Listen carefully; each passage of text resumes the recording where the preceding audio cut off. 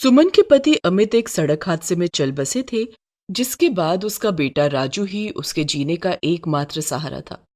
सुमन एक सिलाई के कारखाने में कपड़े सिलने का काम करती थी, जिससे दोनों का गुजारा किसी तरह से चल पाता था। अचानक सुमन की जिंदगी में भूचाल आ जाता है। अब वो क्या करेगी, जानने के लिए देखिए गरीब माँ की जन्माष्टमी। सुमन भगवान श्री कृष्ण की परम भक्त है। वो और उसका बेटा राजू दोनों दिन की शुरुआत भगवान श्री कृष्ण की भक्ति से करते हैं। राजू 4 साल का है। सुमन उसे प्यार से कन्हैया भी बुलाती है। सुमन को राजू में भगवान कृष्ण की झलक दिखाई पड़ती है। दोनों पूजा कर रहे हैं। आरती कुंज बिहारी की, श्री गिरिधर कृष्ण मुरारी की। आलती कुंत बिहारी की, श्री गिरिधर कृष्ण मुलाली की। गले में बैजंती माला, गले में बैजंती माला। बजावे मुरली मधुर बाला, श्रवण में कुंडल झलकाला। नंद के आनंद नंद लाला। दोनों की पूजा समाप्त हो जाती है।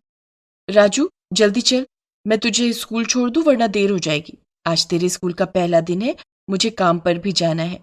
माँ, हम दोनों चले गए तो भगवान श्री कृष्ण अकेले ले जाएंगे।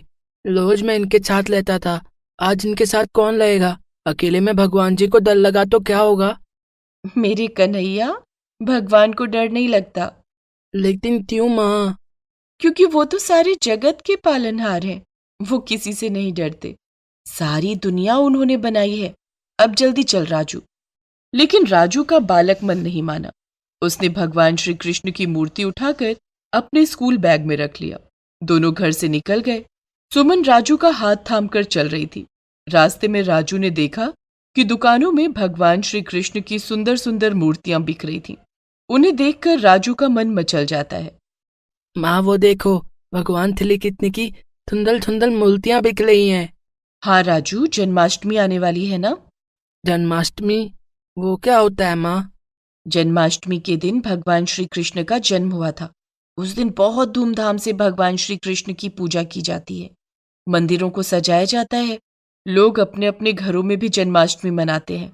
अपने घरों को सजाते हैं, भगवान के लिए भोग बनाते हैं, पूजा करते हैं। तो क्या हम भी अपने घर पे जन्माष्टमी मनाएंगे? नहीं राजू। क्यों माँ? हम अपने घर में क्यों नहीं मना सकते? बेटे, मेरे पास इतने पैसे नहीं है कि हम जन्माष्टमी मना सकें। लेकिन माँ, मुझे देखना है कि जन्माष्टमी में भगवान श्री कृष्ण की पूजा कैसे की जाती है, उनका जन्मदिन कैसे मनाया जाता है। माँ, हम भी जन्माष्टमी मनाएंगे। दोनों बातें करते हुए स्कूल पहुंच जाते हैं। सुमन राजू को स्कूल छोड़कर काम पर चली जाती है, लेकिन काम में उसका मन नहीं लग रहा था। उसे बार बार राजू की बातें याद आ रही थी। राजू जन्माष्टमी मनाने की जिद कर रहा है। राजू के पापा जिंदा थे तो हम हर साल बड़े धूमधाम से जन्माष्टमी की पूजा करते थे, लेकिन अब हालात बदल चुके हैं। उसे कैसे बताऊं कि जन्माष्टमी पूजा की तैयारी के लिए मेरे पास फूटी कौड़ी भी नहीं है। तभी उसे कारखाने के मालिक आते हुए दिखाई देते हैं।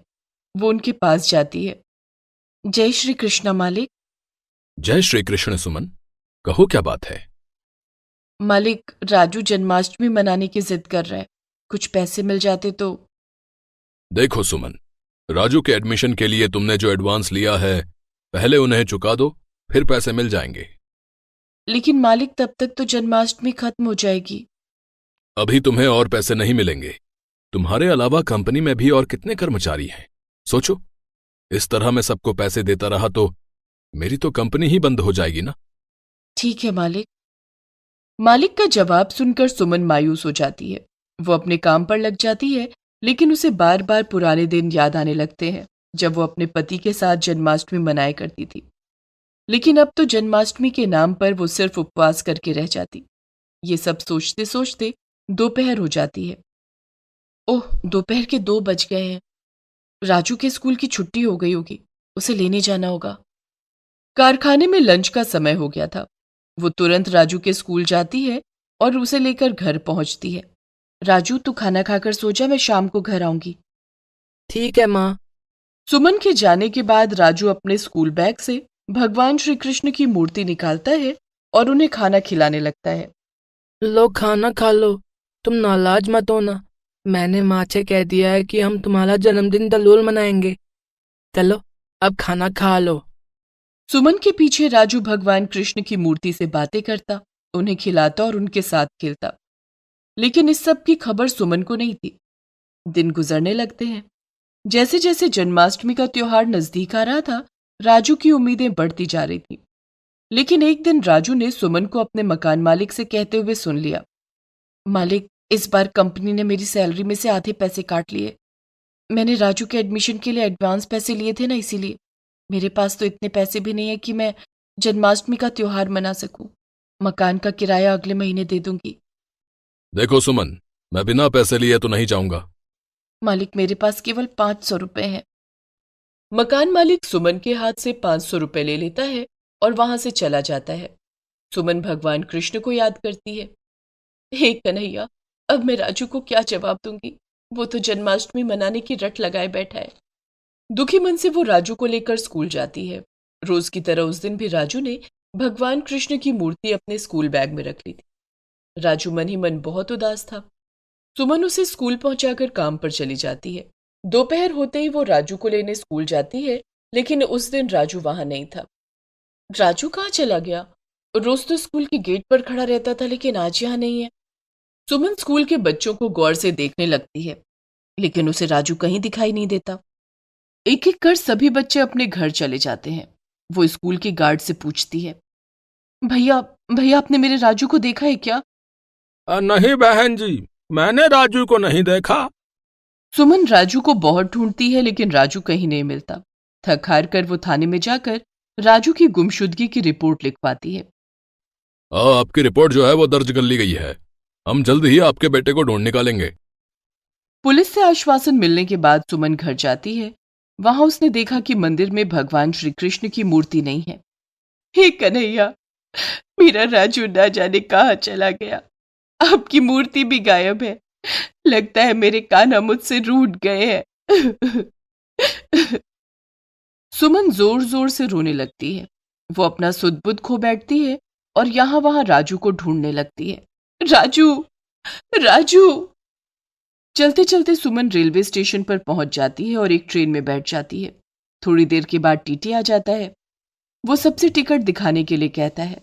सभी यात्री टीटी को अपनी टिकट दिखाते हैं, लेकिन सुमन के पास टिकट नहीं था। बहन जी, टिकट दिखाइए। टिकट? मेरे पास तो टिकट नहीं है। टिकट नहीं है तो आपको जुर्माना देना पड़ेगा। जुर्माना? मेरे पास पैसे नहीं है। पैसे नहीं है तो ट्रेन में क्यों बैठ गई? चलो उतरो। टीटी सुमन को अगले ही स्टेशन पर उतार देता है।